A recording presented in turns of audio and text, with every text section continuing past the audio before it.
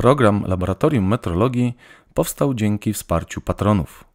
Bardzo dziękuję za Waszą obecność. Oscyloskopy do testów otrzymałem dzięki uprzejmości firmy Gotronic. Serdecznie dziękuję. Kupiłbym dla szwagra jakiś prezent. Może oscyloskop, bo coraz bardziej interesuje się elektroniką. Budżet mam ograniczony, ale na YouTube mówią, że można znaleźć tanie i bardzo dobre oscyloskopy na chińskich portalach aukcyjnych. To przecież nie mogą kłamać, to zobaczę, co oni tam mają. Wybór rzeczywiście jest bardzo szeroki, od kilkudziesięciu złotych. To biorę, kupuję, klikam. Przyszła paczka do mnie w końcu.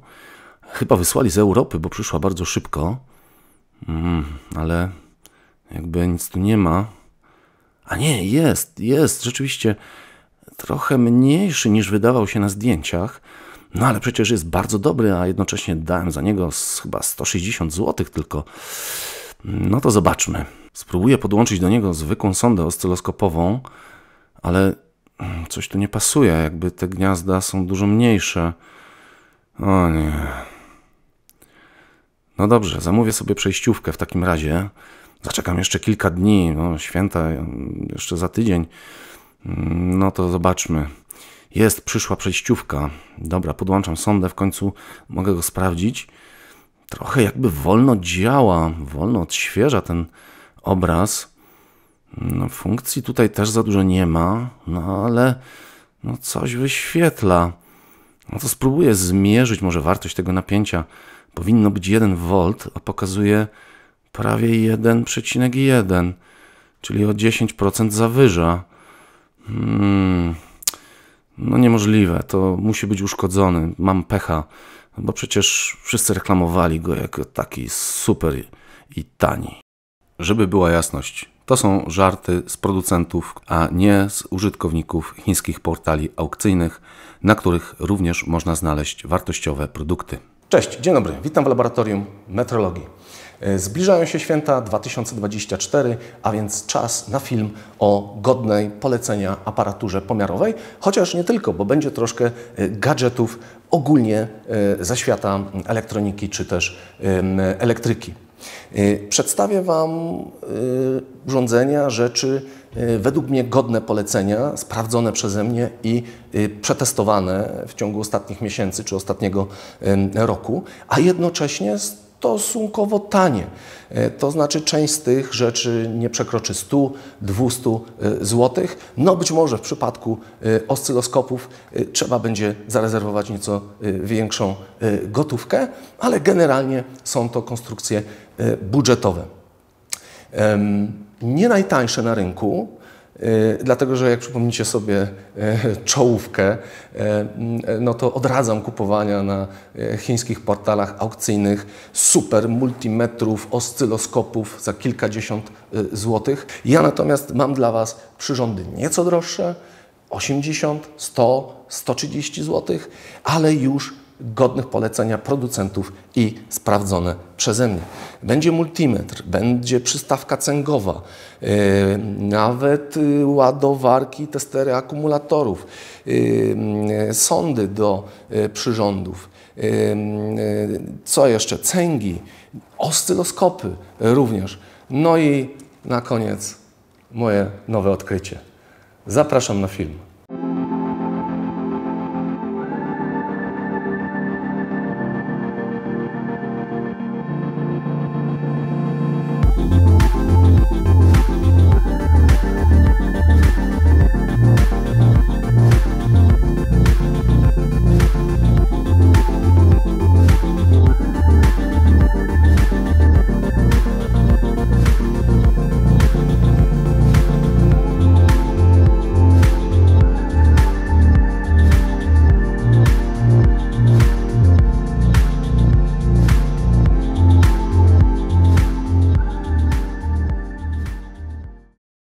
Być może już na początku Was zaskoczę, ale chciałem zwrócić Waszą uwagę na współczesne elektroniczne ładowarki do akumulatorów.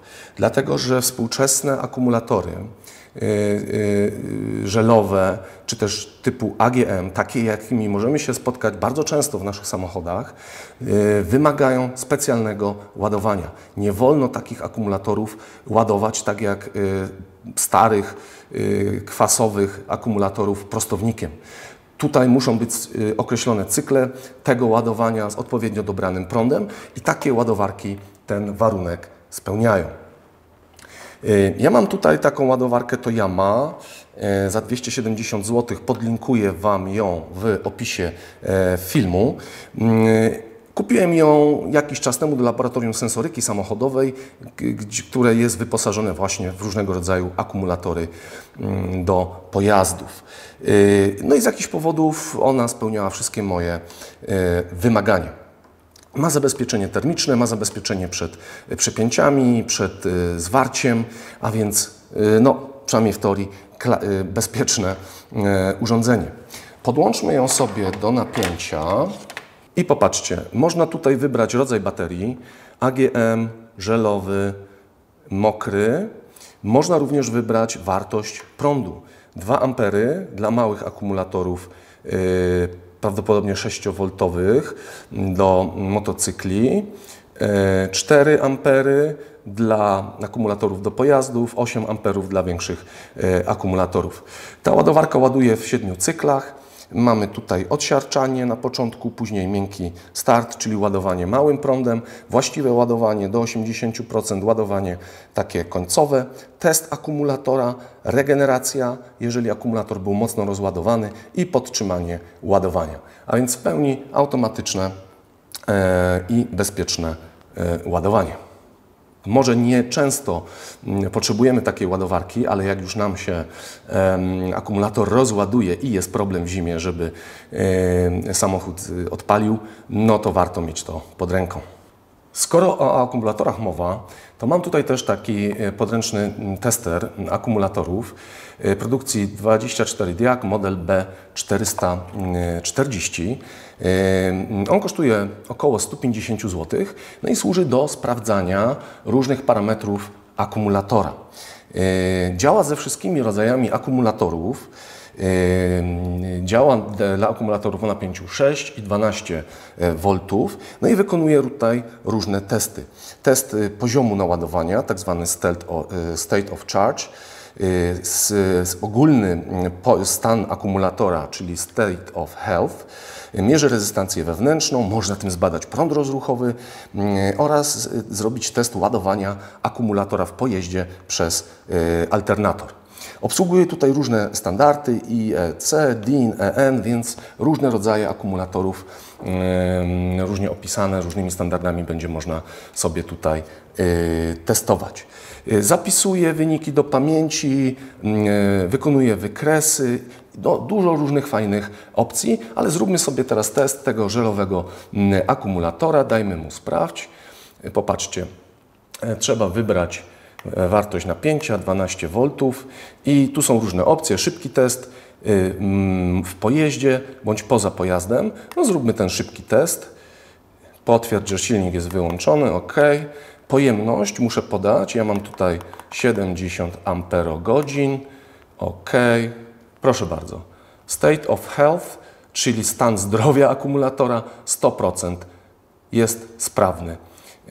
Rezystancja wewnętrzna 3,3 mA, a więc chyba w normie dosyć mała rezystancja wewnętrzna. Prąd rozruchowy, to jest chyba prąd rozruchowy, 764 ampery. Tutaj jest zadeklarowane 760. Patrzcie, wszystko się zgadza.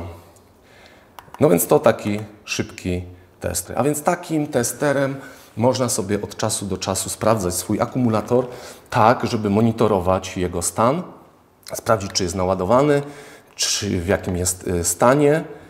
Naładowany jest w 76%, więc trochę gadżet, ale no, może się czasami przydać. Swoją drogą on działa na bardzo ciekawej zasadzie, bo popatrzcie, tutaj ten test jest wykonywany w ułamku sekundy i wiele parametrów akumulatora jest badanych. Ja chyba zrobię o tym film osobno, jak to działa. Dajcie proszę znać w komentarzach, czy chcecie taki temat.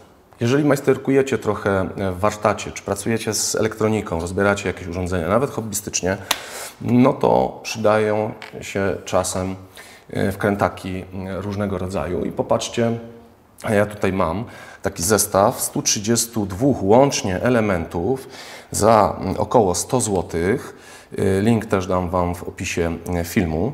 Mamy tutaj różnego rodzaju bity z różnymi końcówkami, między innymi Philipsa, Torxa, heksagonalne, Three-Wing, krzyżaki i inne różne niestandardowe. No, czasami urządzenia są skręcone takimi niestandardowymi śrubami, żeby nie dało się tego łatwo rozebrać. No a dysponując takim zestawem można to łatwo zrobić. To są raczej rozmiary małe, tak jak mówiłem, to są wkrętaki precyzyjne. Oprócz tego mamy tutaj skalpel, mamy tutaj taki element, gdyby trzeba było się dostać gdzieś pod kątem i wkręcać śruby, jest penseta, są takie plastiki do rozbierania innych elementów, gdzieś podważania, jeśli trzeba. Tu chyba z drugiej strony, aha, zapomniałem, tu jeszcze coś jest, popatrzcie. O, tutaj jest taki pojemnik na śrubki, żeby się nie pogubiły i tu kolejne plastiki do podważania, do rozbierania jakichś na przykład obudów innych urządzeń. 100 zł, ja tego używałem przez jakiś czas, jest to w miarę ok, nie gwarantuję, że to się nie wyrobi szybko, ale na tą chwilę spełnia moje oczekiwania i od czasu do czasu używam. To, na co pewnie część z Was czeka, czyli multimetr godny polecenia. Słuchajcie, ja jakiś czas temu musiałem wymienić w laboratorium kilka takich podręcznych multimetrów.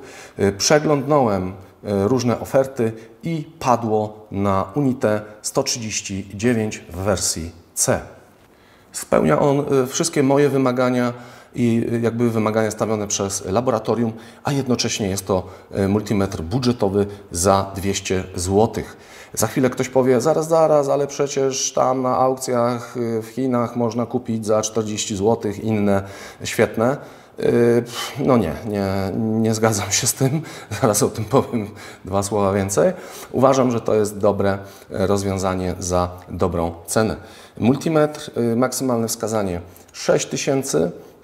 True RMS, czyli będzie poprawnie mierzył wartość skuteczną dla prądu napięcia, niezależnie od kształtu sygnału. Mierzy nam tu wszystkie potrzebne wielkości, a nawet więcej, bo ma bezkontaktowe wykrywanie napięcia w przewodach oraz, co bardzo ciekawe, może współpracować z takim czujnikiem cęgowym do bezkontaktowego pomiaru wartości prądu. O tym za chwilę też więcej powiem.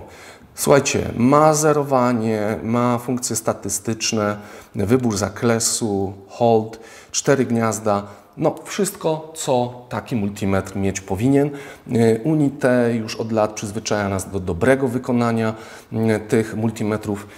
Tutaj nie mam mu nic jakby do zarzucenia.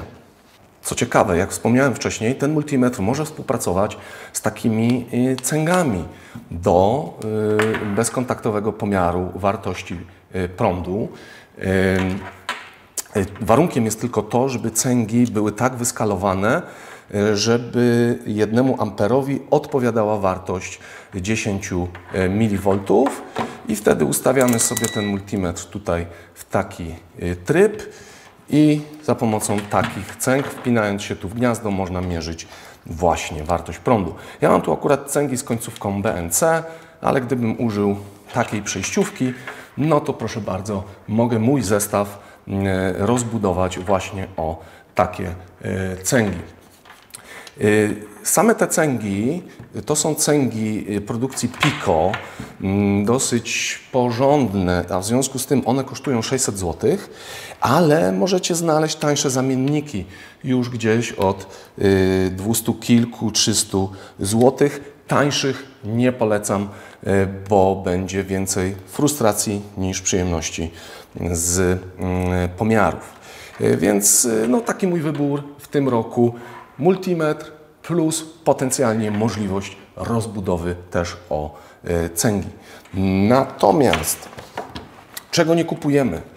Nie kupujemy takich najtańszych zabawek, tak, to są zabawki, a nie przyrządy pomiarowe, za 30, 40, 50 zł, gdzieś właśnie na dalekowschodnich aukcjach. Ja robiłem testy tych przyrządów, były już filmy na moim kanale. Uważam, że to są wyrzucone pieniądze. Nie działa to dobrze, ubogie zakresy pomiarowe, część z nich w ogóle nie mierzy prądu przemiennego, tylko prąd stały, a reklamowane są jako niesamowite i wspaniałe. Ten automatyczny ze smart funkcjami ma myśleć za nas, podczas gdy okazuje się, że ta jego inteligencja tutaj jest na poziomie zerowym i często źle po prostu mierzy. Nie polecam, unikajcie, naprawdę 100 kilkadziesiąt czy 200 zł za porządny multimetr na lata to nie są duże pieniądze. Jeżeli ktoś już ma multimetr, ale potrzebuje dodatkowych przewodów pomiarowych, no to oczywiście można takie nabyć. Ja znalazłem PicTech 8200 i już Wam pokazuję, co ten zestaw zawiera. Kupiłem je na Amazonie za 200 zł. Znowu ktoś powie, przecież na AliExpress są po 20 zł, świetne zestawy. Słuchajcie, pamiętajcie, jeżeli kupujemy tanio, to często płacimy 2 razy. Oszczędność nie zawsze popłaca, bo potem trzeba kupić coś lepszego, gdyż te tańsze się po prostu rozpadły. Kosztuje to 200 zł, ale z moich testów, takich jakie wykonywałem, no jest tutaj potencjał na pracę na lata. Jest to zestaw raczej dla elektryków, może nie elektroników, bo nie ma tutaj jakichś takich precyzyjnych chwytaków czy szpilek. Raczej popatrzcie, takie potężne krokodylki. Co tu jeszcze mamy? Tych przewodów jest w ogóle 4 zestawy, przy czym te na przykład, zobaczmy je, są takie kątowe i te końcówki tutaj możemy sobie dowolnie konfigurować wtedy, tak, na przykład dając takie chwytaki, też popatrzcie, dosyć potężne, ale mamy też klasyczne sondy do multimetru. Ok, wykonanie, nie jakieś rewelacyjne. Oczywiście to nie jest zestaw za, nie wiem, 600 zł Keysight'a, ale jak na tą cenę wydaje mi się być ok. Są 2 sondy, też termopary, taka z taką klasyczną, nazwijmy, końcówką jak w multimetrach i co ciekawe, bardzo mi się podoba też w takiej osłonie tutaj metalowej, gdzie no na pewno jest to bardziej odporne, jeżeli chcemy mierzyć w jakimś medium bardziej, nazwijmy to, agresywnym. Testowałem to prądem do 10 amperów. Nie grzeją się te przewody. Rezystancja około 30 miliohmów pojedynczego przewodu, porównywalna z moimi sondami Keysight'a, a więc wydaje się być to dobrym wyborem. Jeżeli ktoś ma multimetr, można sprawić taki prezent do rozbudowy jego zestawu. Alternatywą dla klasycznego multimetru, jaki przed chwilą Wam pokazywałem, nawet takiego z możliwością podłączenia dodatkowych cęg, są takie multimetry ze zintegrowanymi cęgami do bezkontaktowego pomiaru prądu. Dużo testów w ciągu ostatniego roku takich przyrządów było na moim kanale, więc odsyłam Was do filmów, jeżeli jesteście bardziej zainteresowani. Natomiast tu mam takie 3 budżetowe, tanie, przetestowane przeze mnie modele. Cena nie przekraczająca 120-130 zł. Sprawdzone przeze mnie, godne uwagi o dobrej dokładności. Mają one funkcję multimetru, a więc mierzą też napięcie, rezystancję, pojemność i tak dalej, chociaż nie wszystkie, ale pomiar prądu jest tu realizowany cęgowo. A więc ciekawe na pewno rozwiązanie. To są cęgi, jeżeli chodzi o pomiar prądu, wyłącznie prądu przemiennego. Jeżeli chcemy mierzyć również prąd stały, no to są już troszkę droższe przyrządy. Ja mam tu taki Unité, który mierzy prąd stały. On jest stosunkowo drogi akurat, ale można kupić tańsze modele już od 100 kilkudziesięciu złotych.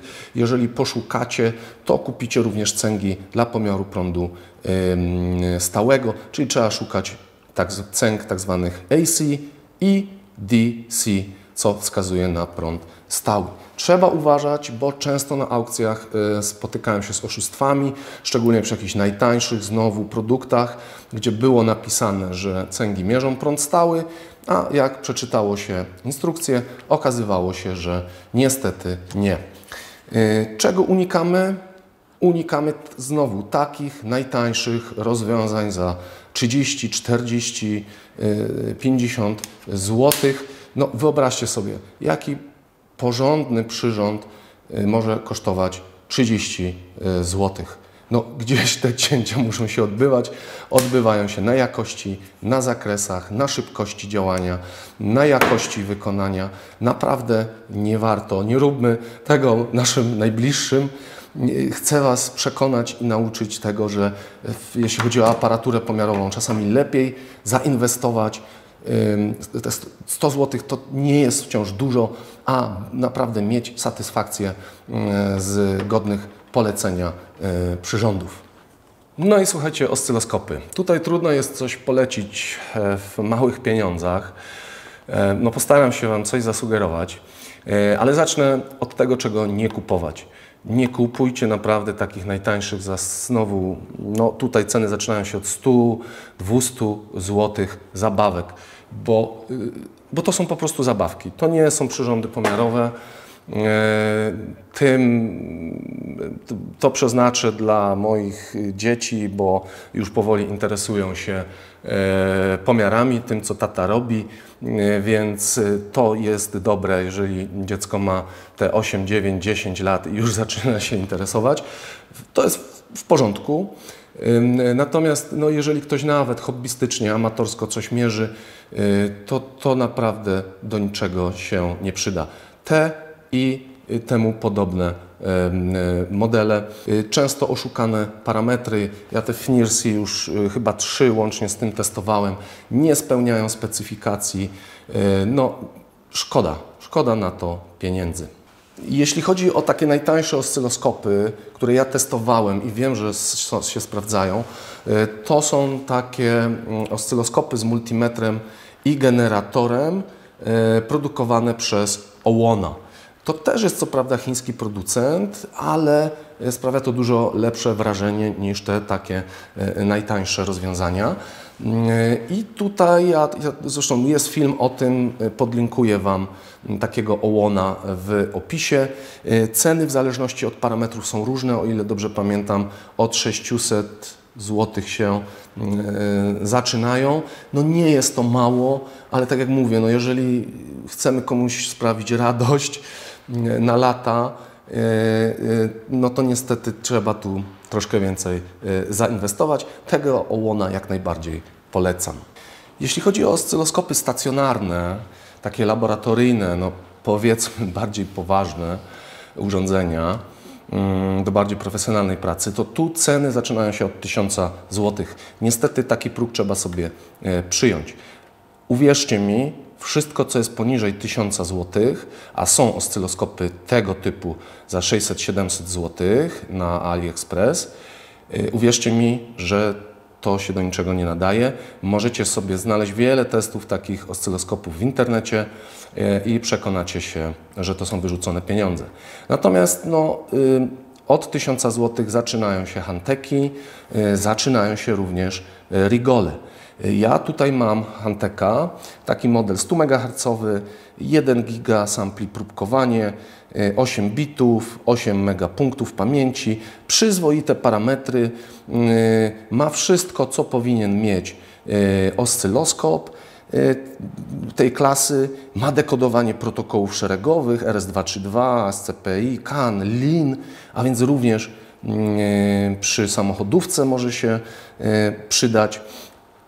Testowałem go jakiś czas. No oczywiście, że ma ekran niskiej rozdzielczości, oczywiście, że jest wolny. Tych rejestracji tutaj nie jest na sekundę tak dużo jak w droższych oscyloskopach, ale w zupełności wystarczy. Jeżeli kogoś stać więc na taki prezent, no to warto czy właśnie takiego Hanteka, czy już słuchajcie Rigola. Rigole modele 12-bitowe DHO, na przykład 802, z zaskoczeniem odkryłem, że zaczynają się od 1660 zł, a więc niewiele więcej niż ten, bo ten kosztuje około 1000. No, Siglenty już są nieco droższe, 1500 z kawałkiem. Ale no, na tym poziomie 1000 mówię, czy taki Hantek, czy Rigol jak najbardziej. Ja chyba zrobię jego bardziej szczegółową recenzję, wtedy pokażę Wam jego zalety, ale również wady, bo na pewno takie są, ale mówię, dla kogoś na średnim poziomie, jeśli chodzi o zaangażowanie w pomiary, elektronikę, myślę, że na początek jak najbardziej wystarczy. No i na koniec, słuchajcie, nie byłbym sobą, gdybym się z Wami nie podzielił moim nowym odkryciem, czyli dronem. Mini 4K w tym momencie na promocjach za 1000 zł. Znowu ja wiem, że to nie jest mało, ale frajda z latania, z robienia filmów i zdjęć jest niesamowita. Jak mówiłem w poprzednim filmie o czujnikach w dronach, od 2-3 miesięcy przeżywam swoje drugie dzieciństwo. Genialna zabawka. Moje dzieci też uwielbiają obserwować, jak latam. Też próbują już latać, jak widzicie tutaj mam ponaklejane różne pinkusiowo-różowe naklejki. Super sprawa. Jeżeli Was stać, zachęcam, bo frajda jest niesamowita. To jest oczywiście moja subiektywna sugestia dla Was. No nie mogę przetestować wszystkiego, więc jest to swego rodzaju wybór z tego, co przeszło przez moje ręce w ostatnim czasie. No ale mam nadzieję, że ten przegląd jakoś zasugeruje Wam, jakimi kryteriami się kierować, na co zwracać uwagę i na jakich producentów warto stawiać, a na jakich nie. Napiszcie proszę w komentarzach, jaki będzie Wasz wybór prezentu dla kogoś, a może prezentu dla siebie, bo to bardzo kusi, żeby w tym okresie zrobić też sobie przyjemność. Jeśli chodzi o grudzień, będę publikował filmy zgodnie z kalendarzem, regularnie. Nie będzie przerwy świątecznej czy noworocznej, więc do zobaczenia już niebawem następnym razem. A gdybyśmy się nie widzieli, to wszystkiego dobrego na okres świąteczny i Nowy Rok.